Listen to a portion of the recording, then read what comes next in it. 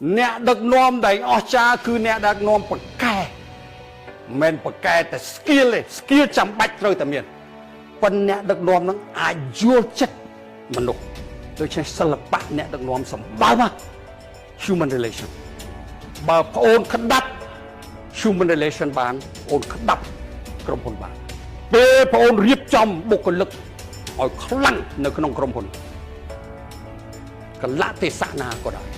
បុគ្គលិកនឹងរៀបក្រុមហ៊ុននឹងឲ្យដើរអស្ចារ្យខ្មែរយើងហៅផ្កាថ្ងៃអាផ្កាលឿងហ្នឹងយើងហៅ sunflower ពេលថ្ងៃរះអាផ្កាហ្នឹងវាបែកចំថ្ងៃវា absorb energy leadership is energy អ្នកដឹកនាំជាមនុស្សប្រើអនុភាព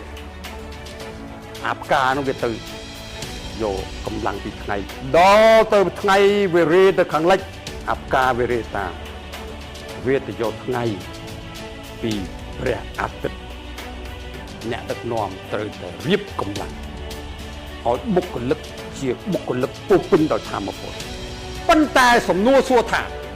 ចុះបើមេឃងងឹតវាអត់មានថ្ងៃតើផ្កានឹងវារៀបចរិតអេរិយាបថអកប្បកិរិយាយ៉ាងម៉េចខ្ញុំនិយាយពីបុគ្គលិកវិញឥឡូវពេលអត់មានពន្លឺថ្ងៃផ្កានឹងវាបែររកគ្នាវាផ្ដល់ធម៌ពលឲ្យគ្នាទៅវិញទៅមកនេះហើយទ្រឹស្ដីដែលអស់លោកជាអ្នកដឹកនាំរៀបបុគ្គលិកឲ្យរៀបគុំកម្លាំងដើម្បីរុញកិច្ចការស៊ីការឲ្យទៅមុខចាប់ពីអ្នកនៅជុំវិញតុរហូតដល់ក្រុមហ៊ុនតាមផ្នែកនីមួយ leadership you cannot run business alone impossible you are there to manage not to run three things leadership should do បដូរផ្ដាច់ក្នុងកិច្ចការស៊ូខំ determination ទី2ត្រូវតែ work hard អត់លេះលោះជាដាច់ខាតហើយទី3ទទួលគំនិត